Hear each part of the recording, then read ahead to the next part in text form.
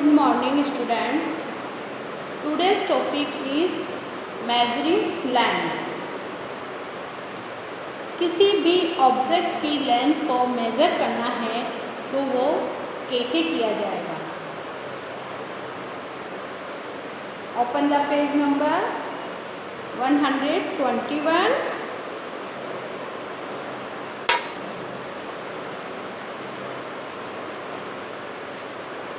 Yes. See.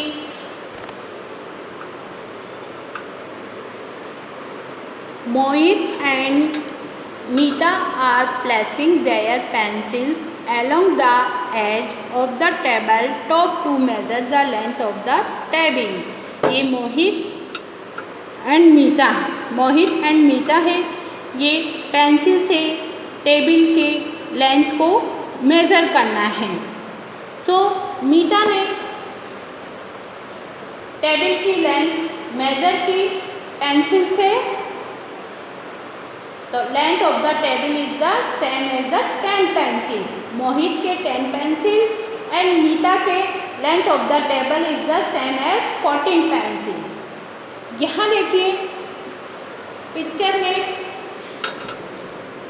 मीता के 14 pencils length आई table की एंड मोहित ने लेंथ को मेज़र किया, इनके 10 पेंसिल आई. दोनों का मेज़रमेंट डिफरेंट है. Reason their measurement is different because Meeta's pencil is shorter than Mohit's pencil. Measurement different का रीज़न क्या है? मीता की पेंसिल शॉर्ट है, छोटी है मोहित से. सो मीता की 14 पेंसिल आई टेबल की लेंथ एंड मोहित की 10 पेंसिल आई, क्योंकि मोहित की पेंसिल की लेंथ मीता की पेंसिल से लॉन्गर है. इसको किसी भी तरह रीड किया जा सकता है. Meeta's pencil is shorter than the Mohit's pencil या Mohit's pencil is longer than the Meeta's pencil. तो दोनों का मेजरमेंट डिफरेंट है. तो सेम मेजरमेंट के लिए हमें दोनों को सेम लेंथ की पेंसिल देनी है. तो वो सेम लेंथ आएगी या उसके नियर आएगी.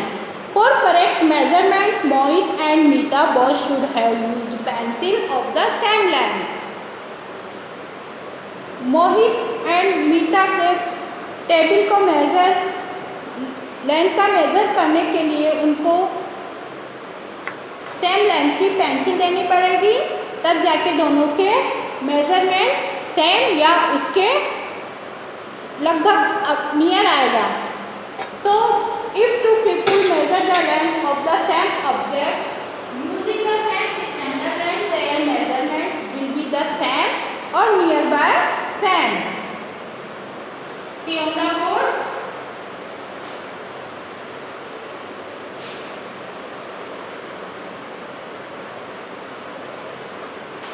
ये हमारे पास स्टिक है.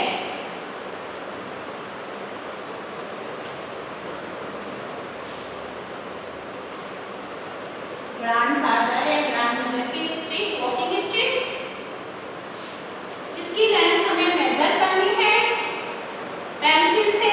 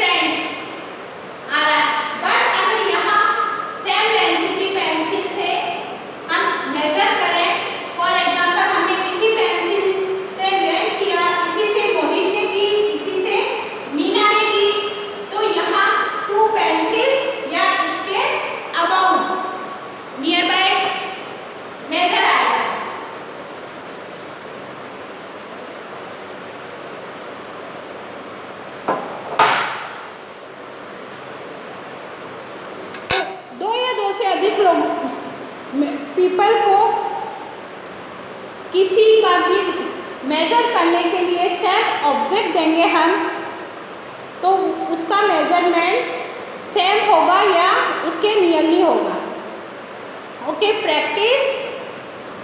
Which about would you use to measure the length of your classroom? A pencil or a walking stick? Which object would you? Yes, practice. See on the practice. Which object would you use to measure the length of your classroom? A pencil or a walking stick? आपको classroom की length measure करनी है तो इसके लिए आप कौन सा ऑब्जेक्ट यूज करेंगे, वॉकिंग स्टिक या पेंसिल? तो classroom is big, so pencil is small and walking stick is longer than the pencil, so we use the walking stick to measure the length of our classroom because walking stick is longer than the pencil.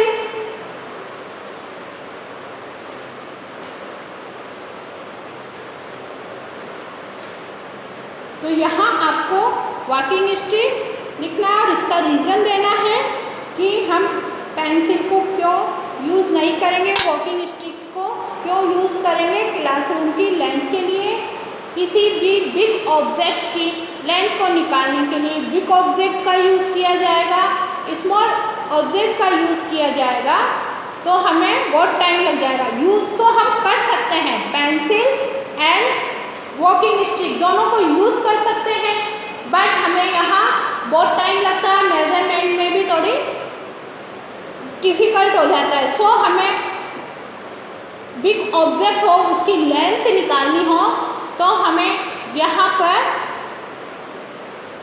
Big object को use किया जाता है। For example मैंने आपको पहले भी दिया ये साड़ी, अगर हम साड़ी की लेंथ निकालते हैं, आपकी मम्मा की साड़ी की लेंथ निकालते हैं, तो वहाँ अगर हमने सेंटीमीटर का रूलर यूज़ किया तो हमें बहुत टाइम लगता है। वन फिंगर से अपन उसको लेंथ निकालेंगे फिंगर से तो हमें टाइम लगेगा, बट अगर हमने मीटर स्केल से उसकी लेंथ निकाली तो हम मेजर फास्ट कर लेंगे। Okay, exercise 7B। How long are this object? यहाँ देखिए पेंसिल दी हुई है एंड क्लिप्स, तो पेंसिल की length how long are this object, pencil की लेंथ मेजर करनी है तो इनको काउंट करिए क्लिप्स को, 1 2 3 4 5, 1 2 3 4 5, तो अबाउट 5 पेपर क्लिप्स। पेंसिल की length of pencil is about 5 paper clips. इसी तरह से आप यहाँ देखिए लेंथ ऑफ बेड कितने शार्पनर्स के इक्वल है, सो इनको काउंट करिए, 1 2 3 4 5 6 7, अबाउट 7 शार्पनर्स। 7 शार्पनर्स के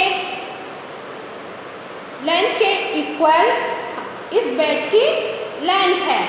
सो इस तरह से आपको एक्सरसाइज 7B कंप्लीट करनी है।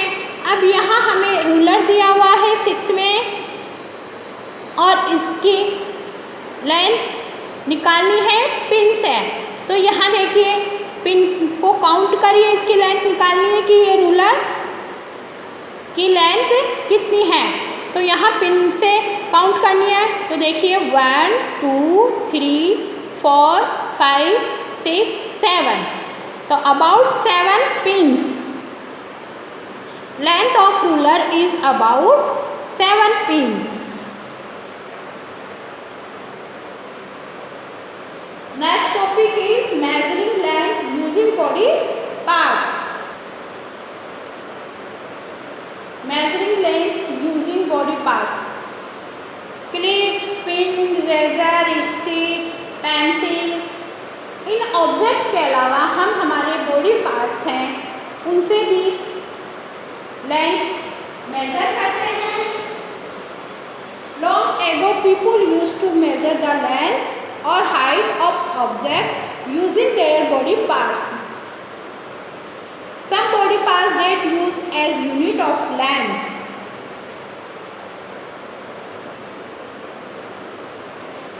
आपने देखा होगा दादी नानी को वो किसी भी की ऑब्जेक्ट की लेंथ को फाइंड करना है तो उसके लिए हैंड स्पेन को यूज़ करते हैं, या क्यूबिट। हैंड स्पेन हम थंब से स्मॉल फिंगर तक जाएंगे तो वो हमारा हैंड स्पेन है। सी ऑन द पेज नंबर 122 यहाँ से यहाँ इट इज़ हैंड स्पेन। किसी भी ऑब्जेक्ट की लेंथ मेज़र करने के लिए हम हैंड स्पेन को भी यूज़ करते हैं। Finger tip and cubit and pace, इन चीज़ों को यूज़ करते हैं, बट ये डिफरेंट पीपुल के डिफरेंट बॉडी पार्ट्स होते हैं तो ये नॉन स्टैंडर्ड यूनिट में आते हैं क्योंकि इनकी लेंथ सेम नहीं आती। किसी का हैंड स्पेन बिग होता है तो किसी का हैंड स्पेन स्मॉल होता है।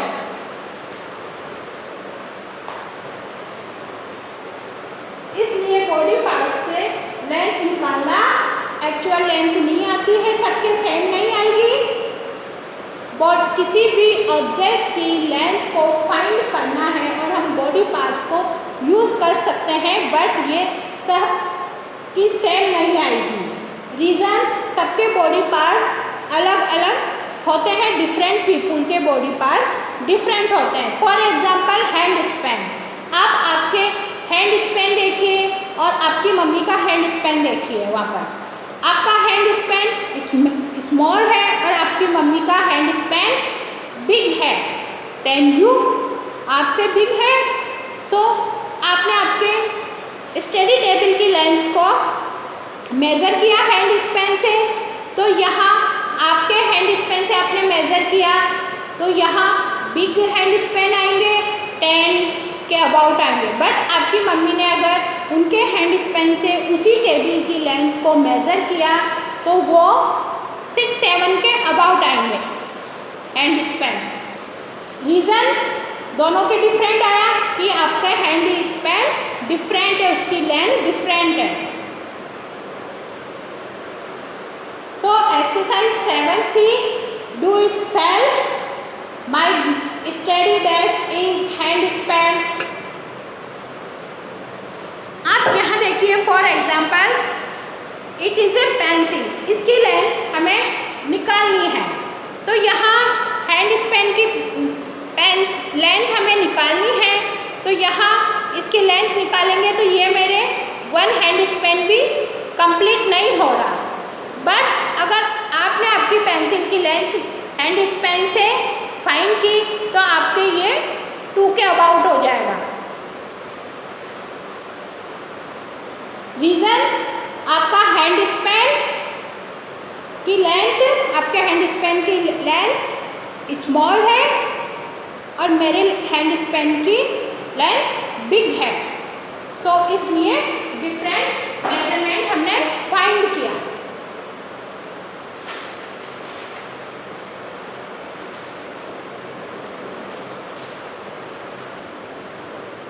Everyone's body parts are of different sizes. This can cause confusion in measurement.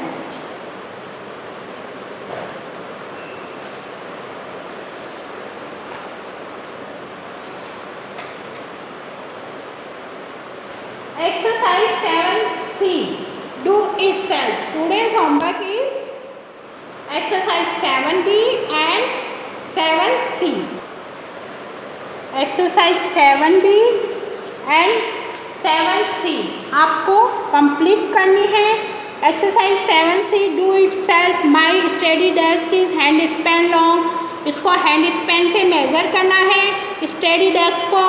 My classroom is pace long, pace होता है अपने फुट से मेज़र करना, तो आप आपके रूम को मेज़र कर सकते हैं। वहाँ क्लासरूम नहीं है आपके पास, लेकिन आप रूम की लेंथ को आपके रूम की लेंथ को मेज़र करके यहाँ राइट कर सकते हैं कि कितने पैस आ रहे हैं। My bed is cubit. Cubit हमारे पास लेंथ होता है फिंगर से एल्बो का जो बीच का पार्ट है वो क्यूबिट, उससे मेज़र किया जा सकता है। It is a cubit. Elbow and finger, यहाँ से यहाँ तक का जो मेज़र होगा लेंथ है वो क्यूबिट होता है। तो यहाँ my bed is cubit long, तो बेड की लेंथ क्यूबिट से आप मेज़र कीजिए। एंड माई बेड इज़ 5 या 6 क्यूबिट लॉन्ग, जो भी आपके आता है उसको आप राइट करिए। माई pencil is finger tips. Finger tips हमारे पास यहाँ से यहाँ तक है, it is a finger tips. तो इसकी फिंगर टिप से आप पेंसिल की लेंथ मालूम कीजिए कि आपकी कितनी फिंगर टिप्स आती है। For example it is A pencil, यहाँ फिंगर टिप से हमने मेज़र करेंगे 1 2, इस तरह से आप इसको मेज़र करिए। 1, यहाँ आई फिर वापस लगाइए 2 3, फिंगर टिप्स यहाँ से यहाँ तक होगा, यहाँ से यहाँ तक फिंगर टिप्स। तो इस तरह से आप अपने पेंसिल की लेंथ फिंगर टिप से यूज़ करिए। मेज़र करने में फिंगर टिप्स को यूज़ करिए, पेंसिल की लेंथ फाइंड करने में। The width of my classroom is, classroom की विड्थ निकालनी है हमें, इसके लिए हैंड स्पेन को यूज़ करना है। तो वहाँ आप आपके रूम की विड्थ निकाल सकते हैं हैंड स्पेन के थ्रू। Okay student.